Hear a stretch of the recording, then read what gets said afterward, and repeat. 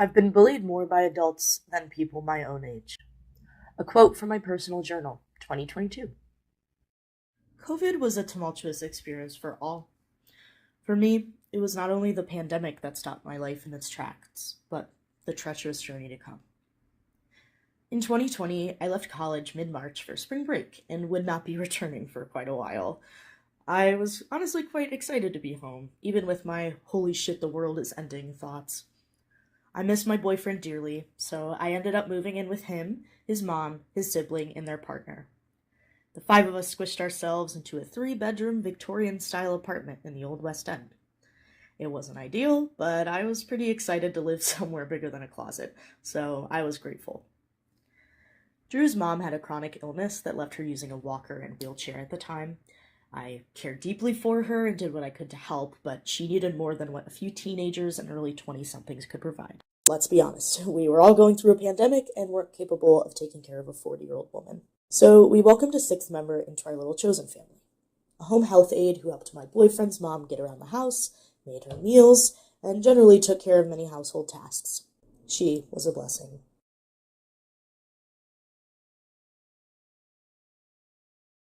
I actually met my boyfriend's mom in the sixth grade when he and I were just friends. I'd go over to their house all the time, make crafts, and watch Adventure Time, and just enjoy being a kid. She was an artist just like me, sensitive with big dreams. My real mom lived a couple hours away, and I didn't get to see her often, so she quickly became my home-based maternal figure. "I love you, Olivia. You're like a daughter to me," she would express as I sat in her room, assisting with cleaning out her closet. It was an honor to be in her presence, if even for a moment. On the other hand, increased presence in the apartment only led to more problems, especially as her home health aide inserted herself into our lives more than any of us could handle. Before we knew it, our kitchen was covered in passive-aggressive sticky notes, our air was tainted with unspoken resentment, and our floors were lined with metaphorical eggshells. Our space invaded. This was no longer a home, but a blueprint, erased and redone so much so that it was unrecognizable. We would routinely meet in the kitchen to express our disdain for the toxic environment. During one of these meetings, our roommate shared with me a comment he overheard in a conversation, a sentence uttered to my boyfriend's mom by her home health aide, a sentence that would remain in my head for years to come. "Why is Drew even with her? She's not even that cute." This statement hit me in the gut. I kept my cool. But I was 18. Wait, who would say that about a kid? This woman was gossiping about me, to someone I looked up to, in the home I paid to live at. Then it hit me. My boyfriend's mom didn't stand up for me. Why is mom not defending me? Who else is on her side? What on earth did I do? All that I thought was real suddenly it wasn't. I had adults I aspired to be speaking about me like a high school outcast. I was baffled. Even worse, I was ugly. The woman I had looked up to since middle school turned out to be less of a mom and more of a villain in my story.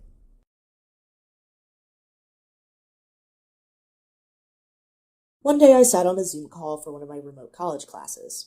Camera on. My boyfriend's mom suddenly walked up to me, looking concerned. "Yes?" I took out my earbuds. I was worried, and I was busy.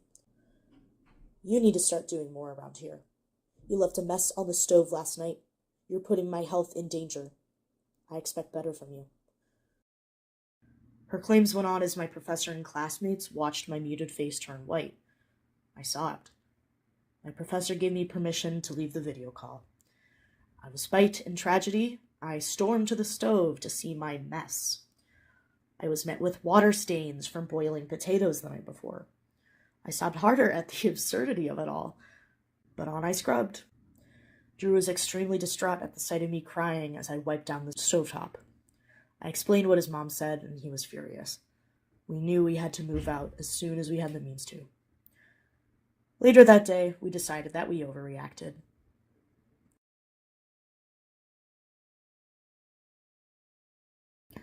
Blank sat us down one day for a family chat, an event I always dreaded. The four of us sat on the hospital bed in the living room. She sat on the couch across from us. We were verbally berated by her disappointment in us. You weren't respecting me. You're not picking up after yourselves. Olivia, you weren't hanging out with me like you promised you would. No, your autism isn't an excuse. I have PTSD, and your mental illness could never compare to the severity of mine. Our family chat consisted of accusation after accusation, the majority of the blame landing on me for some reason. Suddenly, I was not present. My body was not my body. I was stuck. I thought I would throw up. I could excuse myself and leave if I did. I was frozen, silent. I tried talking back, supporting my roommates and explaining our side of things. I prayed that I would lose consciousness and pass out just to escape her grip. Just like that. Gone. Fuck. I was no longer Olivia. As I was on a Zoom call for work one meeting, earbuds in, I hear a loud sound, the presenter's voice playing in my ears. Plead. Pleading in her hoarse voice was my boyfriend's mom saying, "Please, someone help." I immediately ran to her aid. She was nearly passed out on the bathroom floor, breaking out in an allergic reaction. Her new shampoo had avocado oil, one of her many, many allergens. She verbally guided me to her EpiPen. She stabbed her leg, and we waited. She missed and had to use another one. She asked me to help her shower to remove the shampoo residue. I washed her hair, making a point to look away from her naked body, which was too weak to stand. I was the only one home to hear her. Another day, we stood talking in the kitchen. Happy-go-lucky. I mentioned something she said to me weeks earlier when she and I had a picnic outside. I never said that. I knew the date, the time, the topic of conversation. What I didn't know was whether or not I was crazy. I have no idea what you're talking about. It's not that big of a deal. Why are you doing this to me? I couldn't tell where reality began and lies ended.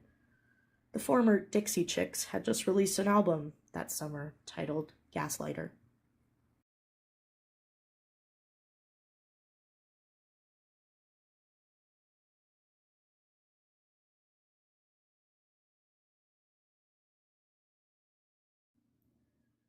I returned to college with reusable masks in hand. I was finally out, but my mind wasn't.